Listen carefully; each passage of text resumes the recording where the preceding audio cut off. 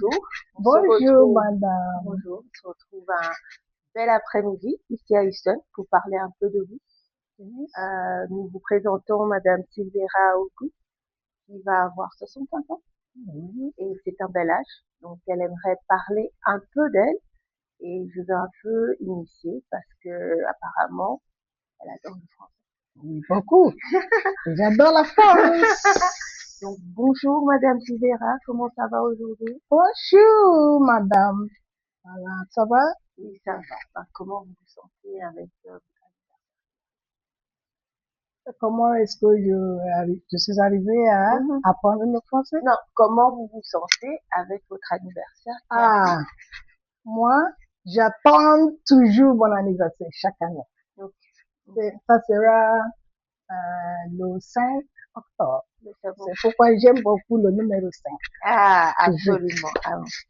Donc, parlez-nous un peu de Oui, moi, je suis nigérien. vous. Mhm. Et je suis venue aux États-Unis il y a 25 ans. Ok.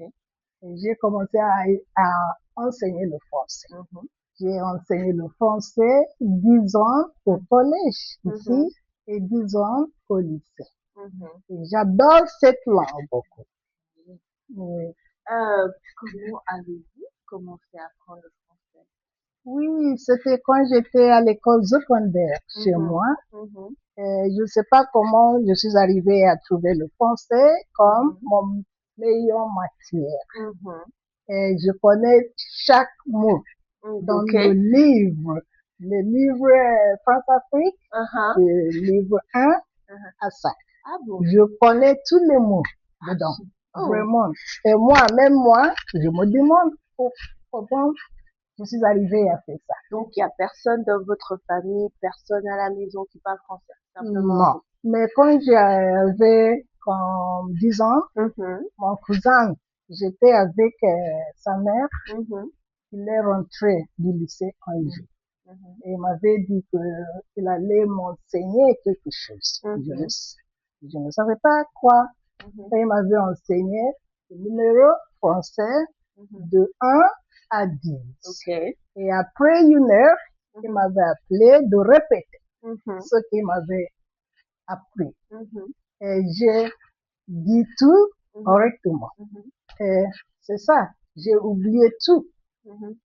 Sauf quand je suis à l'école secondaire. Mhm. Le premier jour que mon professeur de français était entré dans notre classe, Mhm. la première chose qu'elle nous avait à enseigner, Mhm. c'était les numéros 1 à Ah, 10. Et ok. je dis, ah, voilà, c'est ce que mon cousin m'avait Appris. appris. Et c'est comment j'ai développé l'intérêt.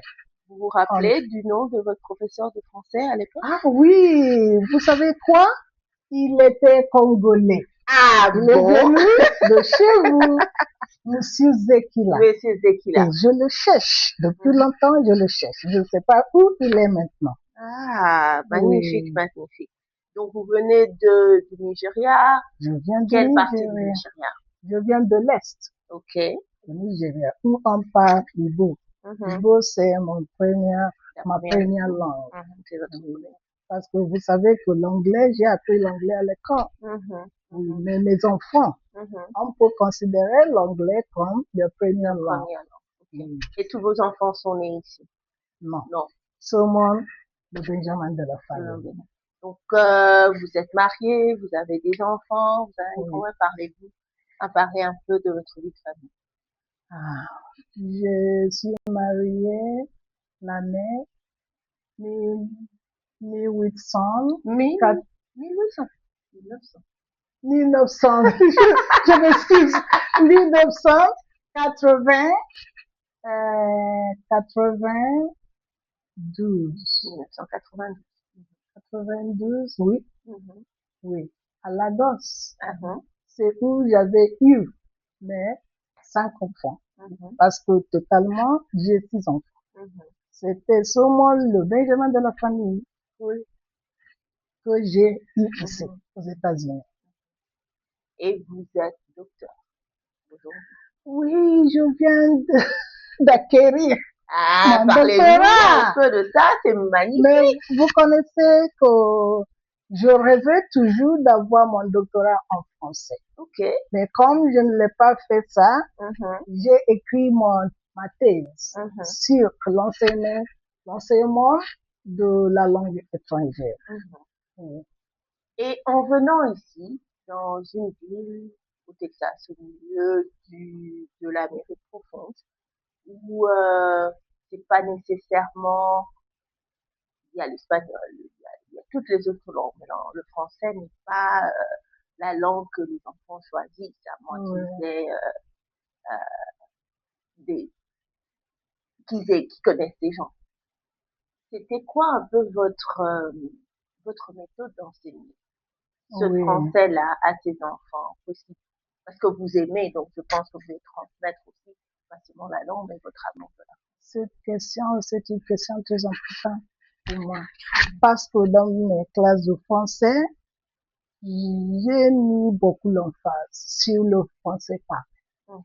Parce que moi, je chante Mhm, toujours en mhm, français, mhm. je rappe en français, Elle je rappe en danse dans la français. classe, je danse dans la classe, donc mes élèves, ils aimaient beaucoup venir Mhm. dans ma classe. Ben, comme vous chantez, parce que nous nous sommes rencontrés un peu à la chorale. Un petit chant en français, peut-être? Une chanson, oui? Votre chanson préférée en français? Ok. Mon Dieu, je suis très, très heureuse pour tout ce que vous avez fait pour moi. Mon Dieu, je suis très, très heureuse. Et je dis, merci, Merci, papa. papa. Merci, mon Dieu. Mon Dieu. J'ai traduit cette chanson en Uh-huh, français. uh-huh. Oui, parce que la chanson existe en anglais. Mhm. Et je l'ai traduit en Vacances en français. France, vous y êtes allé? Oui, chaque année, Ok. je vais en France parce que Paris, Mhm. c'est ma vie préférée. Ok. Oui, Ok. d'aller en Ok. vacances. J'aime beaucoup Paris. J'adore beaucoup Paris. Quelle partie de Paris? La France touristique, la France Oui, la France romantique? touristique parce que je suis toujours à la Tour Eiffel. C'est le premier lieu Ok, que je ok. visite chaque fois. Et le Louvre et Oui, le Montmartre? Louvre, oui, l'église l'église sur sur la Mhm. montagne, c'est Ah près de rue Montmartre. oui, la cathédrale de Montmartre. Oui, c'est ça. Et le plat préféré qu'on a en France, parce qu'on ne peut pas aller en France et ne pas avoir un plat préféré. J'aime beaucoup mon baguette. Les baguettes? À Ok. chaque matin, il y a droit de baguette pour mon petit déjeuner. Un peu de fromage aussi? Oui, Ok, lequel? oui.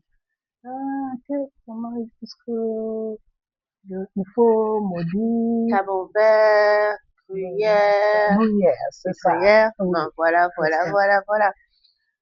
Ben, en parlant français, je Oui, sais que le français n'est pas une langue facile. Hein.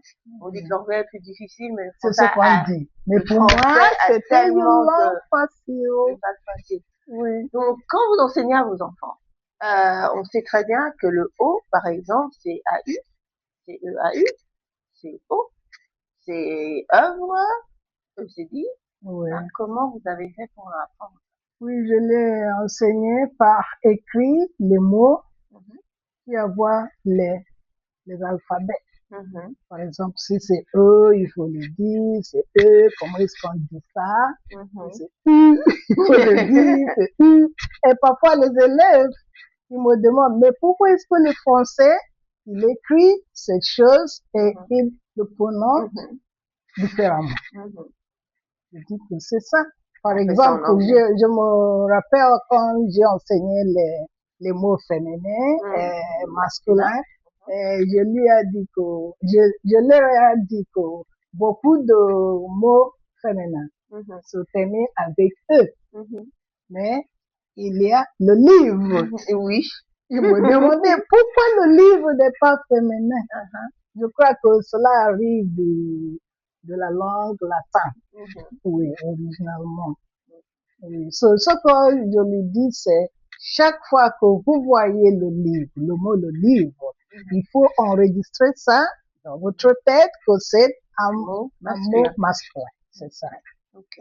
Donc pour vous, c'est pas une langue facile, ça. C'est pas une langue Pour moi, difficile, c'était, ça vient non, c'était le plus facile de toutes les matières. de toutes les matières. C'est Alors, ça. il y a le R. Hein, en français, on dit l'air, livre. Très facile à dire. En anglais, il n'y a pas de R, il y a le R. Comment vous faites pour...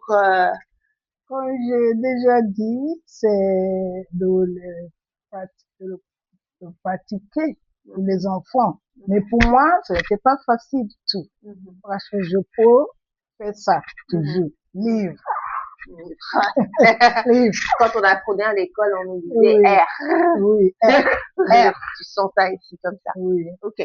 Donc, vous avez une licence en français? Si je quoi? Vous avez la licence enseignement en français? Ah oui, j'ai 2 maîtrises en français. Ok.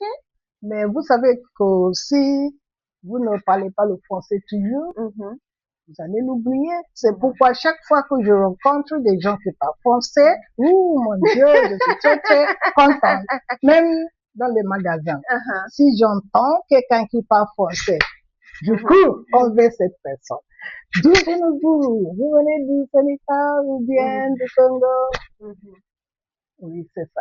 Ok. Et vous n'avez pas appris à vos enfants le français? Mes enfants? Oui. Oui, mon enfant qui est le chirurgien, il parle un peu le français. Parce que quand il était à l'école secondaire, il était le plus meilleur étudiant en français. Il avait même gagné une bourse. Oui, en France. C'était magnifique, ça. C'est vraiment magnifique. Vous avez dit que vous allez en France, vous êtes seulement allé à Paris. Est-ce que vous êtes allé dans d'autres villes, pour voir la diversité française? Je suis allée à Lourdes. Vous connaissez oui, à Lourdes? Bien Oui, sûr. Bien sûr. Là. Avec Bernadette Soubirous. C'est votre sainte préférée? Oui. Très inspirante. Très inspirante. Donc, votre doctorat, vous l'avez pas fait en français. Et vous avez fait comment apprendre les langues? En faisant cette recherche, c'était quoi la conclusion? La conclusion? La conclusion. La conclusion. Oui, la conclusion, c'est que si vous voulez apprendre le français, il faut exposer les élèves où ils doivent parler toujours. C'est ça. C'est de parler. Oui, il faut écouter, par exemple, des cassettes en français, de la musique française. Et cela va aider les élèves à apprendre très vite. Et vous avez dit qu'elle a dit qu'elle rappait en français, hein? Donc, on va lui demander de faire un petit rap. Oui. Bonjour, je m'appelle Madame Ogu, je suis professeur de français.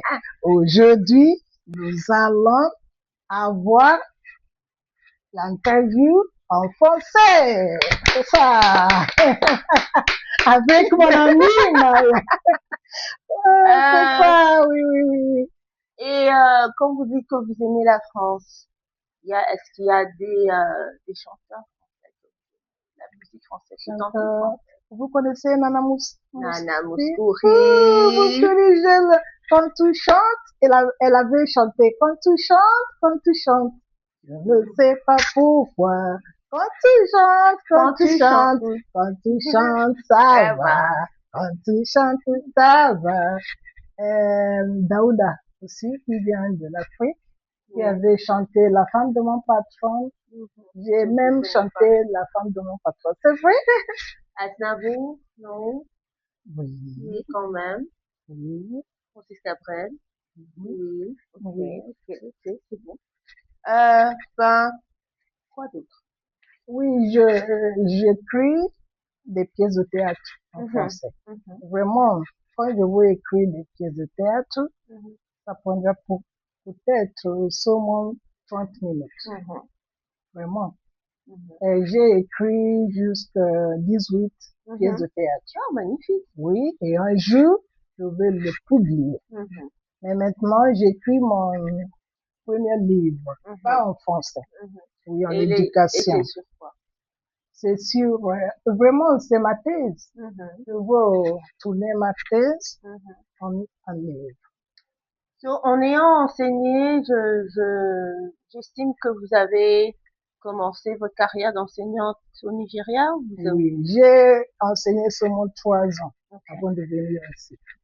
Donc, en ayant enseigné au Nigeria, en enseignant ici, quelle est la grande différence entre les deux? La grande différence, c'est chez les enfants. Parce que là-bas, on fuit. On fouillait les élèves, mais ici, vous ne pouvez pas toucher. Oui, la discipline ici, mais ça va. Si vous pouvez emmener quelque chose que vous avez appris à ces enfants du Nigeria ou à ces enseignants du Nigeria, oui. Qu'est-ce que vous Je peux dire aux enseignants, ils doivent avoir toujours l'éducation sur la méthode d'enseignement. C'est très, très important. Parce que là-bas, c'est ce qu'on ne fait pas toujours. Mais ici, chaque mois, on va avoir une nouvelle chose pour pratiquer dans la classe avec les élèves. Donc, en fait, une éducation en continu. Oui. Donc, quand on a appris quelque chose, et ben, vous nous le montrez, que même à 65 ans, et ben, on rentre à l'école. Oui. Vous allez pratiquer tout ça dans la classe. Oui, voilà, voilà. Pour terminer, je dirais, un des moments où vous vous rappellerez toujours dans une classe, un élève,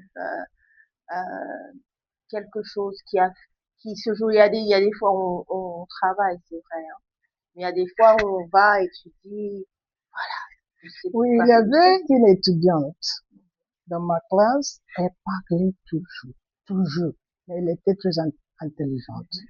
Donc, un jour, il m'avait appelé, il m'avait vu dans Facebook. Et il m'avait appelé, il m'avait écrit un texte. C'est Madame Ogou, j'ai eu mon doctorat maintenant. Parce que vous avez fait une partie de mon succès, il faut venir à ma fête. Magnifique. Oui, et j'étais là, vraiment, elle était très, très contente. Et moi, j'étais très, très contente d'avoir mon élève qui a eu un doctorat. Et c'était un élève au collège, quand j'enseignais au collège, qui parlait toujours en classe.